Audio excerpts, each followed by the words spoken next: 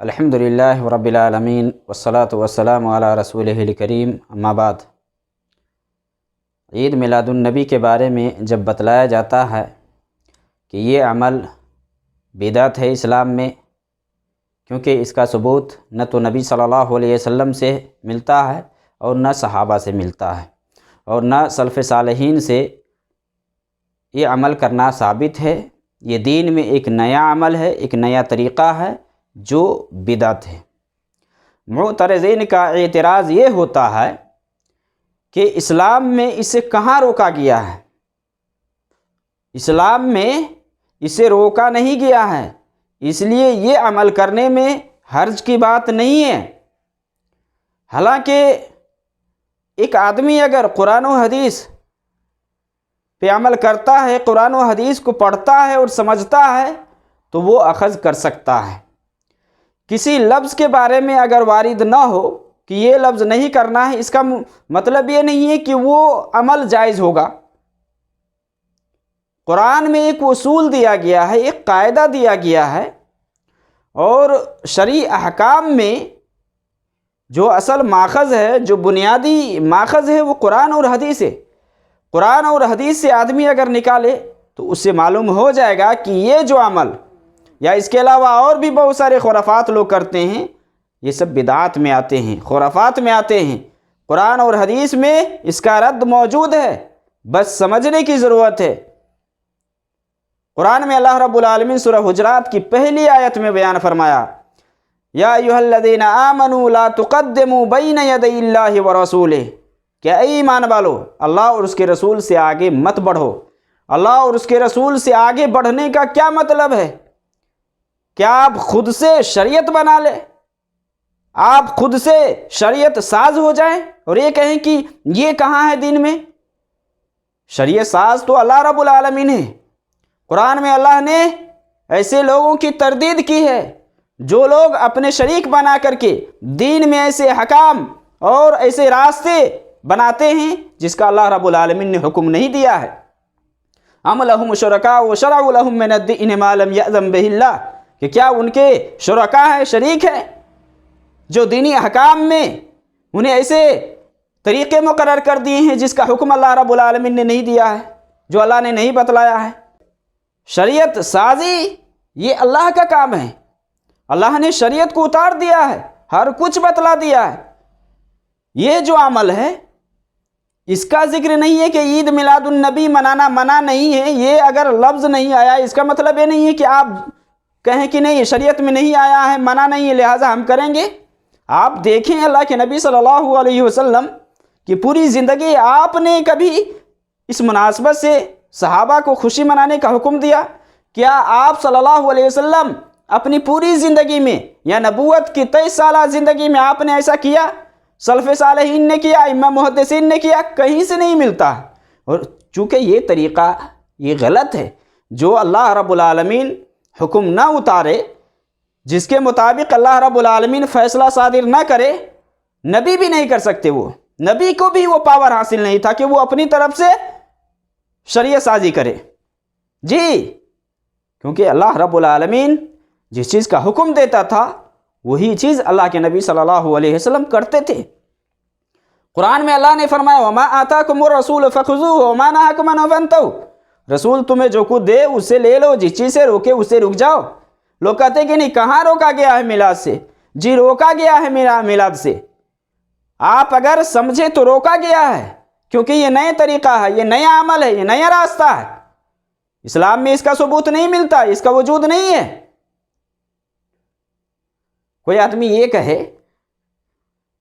کہ اسلام میں کوئی آدمی اگر نبوت کا دعویٰ کرتا ہے اور یہ کہتا ہے کہ نہیں اس کا نام کہاں آیا ہے، تو آپ ظاہر کر دیں ہر آدمی کا نام۔ اسلام نے ایک اصول دیا ہے، ایک قاعدہ دیا ہے، قاعدے کے حساب سے آپ کسی بھی چیز کو جانچیں گے اور پرکھیں گے، آپ قاعدے کے حساب سے۔ اللہ کے نبی صلی اللہ علیہ وسلم دنیا میں خاتم النبیین بن کر کے آئے، اس پر کسی کا اعتراض نہیں ہے۔ جو مسلمان ایمان والا ہے وہ مانتا ہے کہ نبی صلی اللہ علیہ وسلم خاتم النبیین بن کر کے آئے، آپ آخری نبی تھے۔ حدیث کے اندر بھی ہے کہ لا نبی بعدی، آپ نے فرمایا میرے بعد کوئی نبی نہیں ہے۔ اب نبی صلی اللہ علیہ وسلم کے بعد جو بہت سارے لوگ نبوت کا دعویٰ کرنے والے پیدا ہوئے، کیا آپ بتلا سکتے ہیں کہ ان کا نام خصوصی طور پر قرآن یا حدیث میں آیا ہو؟ جیسے مرزا غلام احمد قادیانی نے نبوت کا دعویٰ کیا، کیا آپ بتلا سکتے ہیں کہ مرزا غلام احمد قادیانی کا ذکر آیا ہو کہ وہ نبوت کا دعویٰ کرے گا تو یہ جھوٹا ہوگا؟ نہیں، ایک اصول بتلایا اسلام نے، ایک قاعدہ بتلایا، اسی قاعدے کے حساب سے آپ صلی اللہ علیہ وسلم نے بیان فرما دیا کہ میرے بعد کوئی نبی نہیں، اب جو بھی نبوت کا دعویٰ کرے گا وہ سب جھوٹا ہوگا۔ صحابہ رضی اللہ تعالی عنہم اتنے نبی صلی اللہ علیہ وسلم کی سنت پہ عمل کرنے والے تھے، صحابہ کس قدر اس طرح کے نئے کام پر انکار کرتے تھے اور کس طرح سے اس کا رد کرتے تھے، آپ دیکھیں گے حدیث کی کتابوں میں آپ کو بہت ساری مثالیں مل جائیں گی۔ تو اسلام نے ایک شریعت، ایک اصول دیا ہے۔ اللہ کے نبی صلی اللہ علیہ وسلم کی حدیث ہے، من احدث فی امرنا ھذا ما لیس منہ فہو رد، کہ جس کسی نے اس دین میں کوئی نیا طریقہ ایجاد کیا جو اس میں سے نہیں ہے تو وہ مردود ہے۔ یہ جو عید میلاد النبی ہے یہ نیا طریقہ ہے، دین میں سے نہیں ہے۔ اگر دین میں سے ہوتا تو اس کے بارے میں حکم آ چکا ہوتا، لیکن حکم نہیں آیا، صحابہ نے نہیں کیا، نبی نے نہیں کیا، لہذا یہ عمل دین میں بدعت ہے۔ صحابہ کو اب دیکھیں، اللہ کے نبی صلی اللہ علیہ وسلم کی زندگی میں بھی صحابہ اگر کوئی لفظ نبی کے خلاف بول دیتے تو اللہ کے نبی صلی اللہ علیہ وسلم فوراً اس پر نکیر کرتے اور کہتے کہ نہیں، اس طرح نہیں، اس طرح کرو۔ وہ حدیث بہت مشہور ہے اللہ کے نبی صلی اللہ علیہ وسلم کی، صحیح بخاری کے اندر، براء بن عازب رضی اللہ تعالیٰ عنہ سے، کہ اللہ کے نبی صلی اللہ علیہ وسلم سونے کے انہیں طریقہ بتلایا کہ سونے کے لیے آؤ تو جس طرح نماز کے لیے وضو کرتے اس طرح سے وضو کرو، اور پھر دائیں کروٹ پہ سو اور دعا کرو، اللہم اسلمت وجہی الیک وفوضت امری الیک، یہ لمبی دعا ہے۔ اس دعا کے لاسٹ میں یہ ہے، براء بن عازب رضی اللہ تعالیٰ عنہ کہتے کہ اللہ کے نبی صلی اللہ علیہ وسلم مجھے تعلیم دے رہے تھے، میں اس کو پڑھ رہا تھا، تو جب میں اس پر پہنچا، وَنَبِيِّكَ الَّذِي أَرْسَلْتَ وَكِتَابِكَ الَّذِي أَنزَلْتَ وَنَبِيِّكَ الَّذِي أَرْسَلْتَ، تو میں کیا بول دیا؟ وَرَسُولِكَ الَّذِي أَرْسَلْتَ، نبی کے بجائے میں رسول کہہ دیا۔ تو اللہ کے نبی صلی اللہ علیہ وسلم نے فرمایا لا، وَنَبِيِّكَ الَّذِي أَرْسَلْتَ، رسول نہیں کہو، نبی کہو، نَبِيِّكَ الَّذِي أَرْسَلْتَ۔ اللہ کے نبی صلی اللہ علیہ وسلم نے کیسے؟ صحابی کی تنبیہ کی وہاں کی نہیں، نبی کے بجائے رسول کا لفظ تم نہیں لا سکتے ہو، میں نبی کہا، نبی کہو، رسول مت کہو۔ یہاں صحابہ کو آپ دیکھ لیں، عبداللہ ابن مسعود رضی اللہ تعالی عنہما کس قدر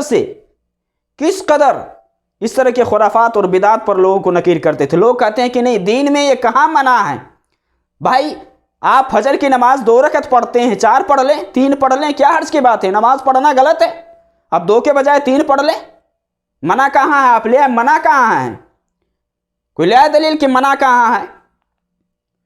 عصر کی نماز 4 کے بجائے آپ 5 پڑھ لیں، نماز پڑھنا کوئی غلط کام نہیں ہے، ثواب ملے گا، اللہ سے قربتی کا بہترین ذریعہ ہے، فرائض ہے، آپ فرائض میں کچھ اضافہ کر لیں، کہیں کہ ہم نماز کے ذریعے اللہ کی قربتی حاصل کر رہے ہیں، تو کہیں گے کہ یہ غلط ہو جائے گا۔ کیوں غلط ہوگا؟ کہاں منع ہے؟ کیونکہ یہاں اسلام نے 4 ہی بتلایا، لہذا ہم 4 سے 5 نہیں کر سکتے، 2 سے ہم 3 نہیں کر سکتے، اسلام نے ہمیں 2 ہی کرنے کا، فجر میں 2 نماز 2 رکعت بتلایا ہے، 2 کے علاوہ کوئی 3 فرض نہیں پڑھ سکتا ہے۔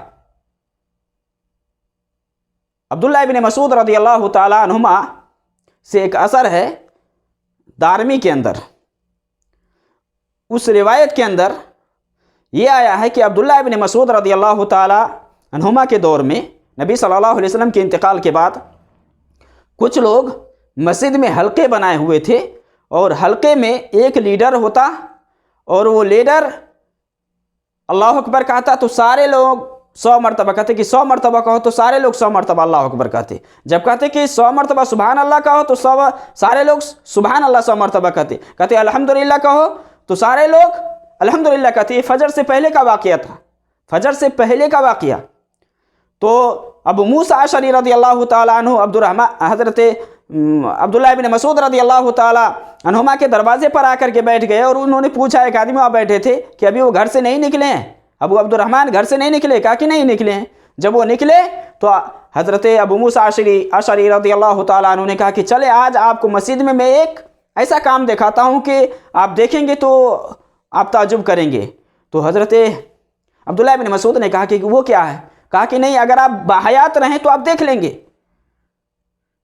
پھر حضرت ابو موسیٰ اشعری رضی اللہ تعالی عنہ نے عبداللہ بن مسعود کو بتلایا کہ اس طرح کا معاملہ ہے، کچھ لوگ حلقے بنائے ہوئے حلقے میں بیٹھے ہیں، اس کا جو سردار کہتا ہے 100 مرتبہ اللہ اکبر کہو تو سارے لوگ کہتے ہیں 100 مرتبہ کہو، ایسے ایسے اس طرح سے روایت۔ تو عبداللہ بن مسعود نے یہ کہا کہ کیوں نہیں کہے ان لوگوں کو کہ چلو تم لوگ اپنے گناہوں کو گنو، میں تمہارے لیے نیکیوں کی ضمانت لیتا ہوں، ایک بھی نیکی تمہاری ضائع نہیں ہوگی، چلو۔ اتنے میں عبداللہ بن مسعود رضی اللہ تعالی عنہما مسجد میں گئے تو دیکھے کہ لوگ حلقے بنا کر کے بیٹھے ہوئے ہیں، سردار لوگ کہتے ہیں کہ 100 مرتبہ الحمدللہ کہو تو الحمدللہ کہہ رہے، اس میں کہتے ہیں کہ اللہ اکبر کہو تو 100 مرتبہ اللہ اکبر کہتے۔ عبداللہ بن مسعود نے فرمایا کہ یہ تم کیا کر رہے ہو، یہ کیا کر رہے ہو، ہلاکت ہے نبی صلی اللہ علیہ وسلم کی امتی، وَيْحَكَ يَا أُمَّةَ محمد، یہ تم نے کیا کر دیا، اللہ کے نبی صلی اللہ علیہ وسلم ابھی قریب میں انتقال کیے ہیں، آپ جو برتن استعمال کرتے تھے وہ برتن بھی نہیں ٹوٹا، جو کپڑا آپ پہنتے تھے وہ کپڑا بھی بوسیدہ نہیں ہوتا، اور تم یہ کیا کر دیو۔ تو لوگ کیا کہنے لگے کہ نہیں، ہم خیر ہی کرتے ہیں، خیر ہی کا ارادہ ہے۔ عبداللہ بن مسعود نے کہا کہ بہت سارے خیر کی متلاشی ایسے ہیں جو نہیں پا پائے ہیں، خیر کو نہیں حاصل کر سکے، یہ تم کیا کر رہے ہو۔ حدیث کے اندر یہ لاسٹ کی میں کہ یہ لوگ نہروان کے موقع سے خوارج کے ساتھ تھے، اسی حدیث کے اندر ہے کہ اللہ کے نبی صلی اللہ علیہ وسلم کے حوالے سے عبداللہ بن مسعود فرماتے ہیں کہ لوگ قرآن پڑھیں گے لیکن قرآن اس کے حلق سے نیچے نہیں اترے گا۔ کیسے صحابہ نے نکیر کیا، سبحان اللہ، الحمدللہ، اللہ اکبر، ذکر و اذکار منع ہے، بالکل منع نہیں ہے، لیکن جو شکل جو طریقہ اختیار کیا گیا تھا وہ بالکل غلط تھا، اس لیے بدعت پر صحابی نے نکیر کیا۔ صحیح مسلم میں عبداللہ بن مسعود رضی اللہ تعالیٰ عنہما سے ایک حدیث ہے کہ لوگ مسجد میں آنے کے بجائے کچھ لوگ گھر میں نماز پڑھنے لگے، تو عبداللہ بن مسعود نے کہا کہ ایسا مت کرو، اذان ہو تو جو مسجد قریب میں ہے ادھر جاؤ گے تو تمہیں ثواب ملے گا، لیکن نبی کی سنت کو اگر چھوڑو گے تو تم گمراہ ہو جاؤ گے۔ وَلَوْ تَرَكْتُمْ سُنَّةَ نَبِيِّكُمْ لَضَلَلْتُمْ، اگر نبی کی سنت کو چھوڑ دو گے تو گمراہ ہو جاؤ گے، مسجد میں آ کر نماز پڑھو۔ صحابی کس قدر اس فعل سے متنبہ تھے، کس قدر غلط ہونے پر نکیر کرتے تھے۔ آپ کہاں ہیں، کس دنیا میں؟ کہتے ہیں کہ اللہ کے نبی صلی اللہ علیہ وسلم نے منع کہاں کیا ہے، شریعت میں یہ منع کہاں ہے؟ بالکل منع ہے میرے بھائی، اس عمل سے آپ پرہیز کریں، آپ اجتناب کریں، اسلام میں یہ عمل نیا ہے، اور نیا عمل یہ مردود ہے، اللہ کے یہاں قابل قبول نہیں ہے وہ، اس لیے آپ وہ عمل کریں جو اللہ کے یہاں مقبول ہو۔ آپ امت کو گمراہ کر کے یہ ورگلاتے اور بہکاتے ہیں کہ نہیں دیکھو یہاں پہنچنے کے لیے یہ کرنا ہے، یہ کرنا، ہم یہ کر لیے تھے، یہ کوئی غلط نہیں ہے، یہ بدعت سیئہ ہے، یہ بدعت حسنہ ہے، یہ بھی تقسیم کرتے ہیں، اور انشاءاللہ ٹائم ملے گا تو ہم بات کریں گے آپ سے بدعت حسنہ اور بدعت سیئہ پر، کہ لوگ یہ جو تقسیم کرتے ہیں یہ بھی ایک خرافات ہے، اس کے پیچھے اپنی ضمیر کو چھپائے ہوئے یہ لوگ بالکل چھپائے ہوئے ہیں، جو دل کے اندر جو خباثت وہ اگلتے ہیں، اور اس کے پیچھے بدعت حسنہ کہہ کر کے نئی نئی شکلیں لا کر کے دین میں یہ لوگ ایجاد کرتے ہیں، اور کہتے ہیں کہ ہم بدعت حسنہ کر رہے ہیں، بدعت سیئہ نہیں کر رہے ہیں۔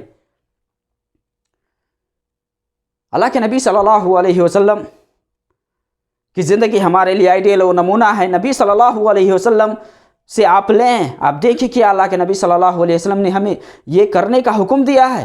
کیا اللہ کے نبی صلی اللہ علیہ وسلم سے اس سلسلے میں کوئی دلیل موجود ہے؟ آپ اتنا جان لیں کہ اگر دین میں اگر آپ نیا کام ایجاد کرتے ہیں، کوئی نیا طریقہ ایجاد کرتے ہیں، تو آپ یہ یاد رکھیے کہ قیامت کے دن آپ حوض کوثر سے دھتکارے جائیں گے، بھگائے جائیں گے، لات مارے جائیں گے آپ۔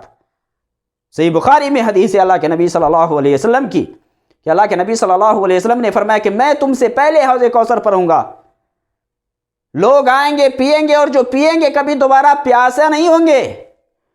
کچھ لوگ ایسے بھی آئیں گے جنہیں میں پہچانتا ہوں گا اور وہ بھی مجھے پہچانتے ہوں گے، لیکن بیچ میں پردہ ڈال دیا جائے گا، میرے اور ان کے درمیان میں پردہ حائل کر دیا جائے گا۔ میں کہوں گا یہ تو میری امتی ہے، تو اللہ کے نبی صلی اللہ علیہ وسلم سے کہا جائے گا کہ آپ کو معلوم نہیں ہے آپ کے آنے کے بعد ان لوگوں نے کیا کیا گلے کھلائی، کیا کیا انہوں نے تبدیلیاں کی، آپ کے آنے کے بعد ان لوگوں نے بدل دیا، شریعت کو الگ رخ دے دیا۔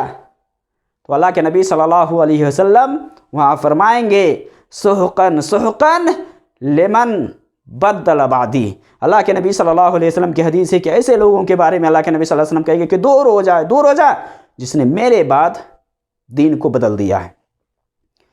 یہ شریعت سازی اللہ کو حاصل ہے، کسی اور کو نہیں۔ تو یہ جو طریقہ ہے اس سے پرہیز کرنا چاہیے، کیونکہ بدعتی کو دھتکارا جائے گا، حوض کوثر سے بھگایا جائے گا۔ جو بھی ایسا عمل کرتا ہے اسے ڈرنا چاہیے، اللہ رب العالمین سے خوف کھانا چاہیے، اور وہ طریقہ اختیار کرنا چاہیے جو نبی صلی اللہ علیہ وسلم کو اور اللہ کو پیارا ہے، وہ راستہ آپ چلیں۔ میرے بھائی اور دوستو، اتنا جان لیں کہ اگر آپ بدعت کی طرف لوگوں کو بلا رہے ہیں، گمراہ کر رہے ہیں، تو اتنا جان لیجئے کہ قیامت کے دن یہی لوگ آپ کے خلاف حجت قائم کریں گے، آپ کے خلاف اللہ رب العالمین سے دعا کریں گے کہ اللہ رب العالمین ان کے اوپر لعنت نازل فرما۔ اٹھا لے قرآن کی آیت، دیکھیں آپ قرآن میں اللہ رب العالمین کیا فرما رہا ہے۔ وَقَالُوا رَبَّنَا إِنَّا أَطَعْنَا سَادَتَنَا وَكُبَرَاءَنَا فَأَضَلُّونَا السَّبِيلَ۔ وہاں لوگ کہیں گے کہ ہمارے رب، ہم نے اپنے سرداروں، اپنے بڑوں کی پیروی کی، فَأَضَلُّونَا السَّبِيلَ، تو انہوں نے ہمیں راہ راست سے ہٹا دیا، گمراہ کر دیا۔ رَبَّنَا آتِهِمْ ضِعْفَيْنِ مِنَ الْعَذَابِ وَلَعَنْهُمْ لَعْنًا كَبِيرًا، کہ اللہ رب العالمین اس کو دگنا عذاب دے اور اس کے اوپر بڑی لعنت اتار۔ ایسے لوگوں کے مستحق مت بنیے۔ آپ دین کی طرف دعوت دیں، لوگوں کو صحیح دین کی رہنمائی کرے، گمراہی سے آپ بچائیں، لوگوں کو صحیح دین کی طرف لے جائیں، یہی آپ کے لیے بہتر ہے۔ کیونکہ اگر آپ گمراہی کی طرف لوگوں کو دعوت دیتے ہیں تو کل قیامت میں آپ پوچھے جائیں گے۔ آپ کو چاہیے کہ وہ دین دیں جو نبی کائنات صلی اللہ علیہ وسلم پر اترا، جو نبی صلی اللہ علیہ وسلم لے کر کے آئے۔ اللہ کے نبی صلی اللہ علیہ وسلم کی حدیث ہے کہ آپ صلی اللہ علیہ وسلم نے فرمایا کہ ہر نئی بات یہ گمراہی ہے، اور ہر گمراہی کا ٹھکانہ یہ جہنم ہے۔ آپ وہ کام کریں جو اللہ اور اس کے رسول کو پیارا ہے۔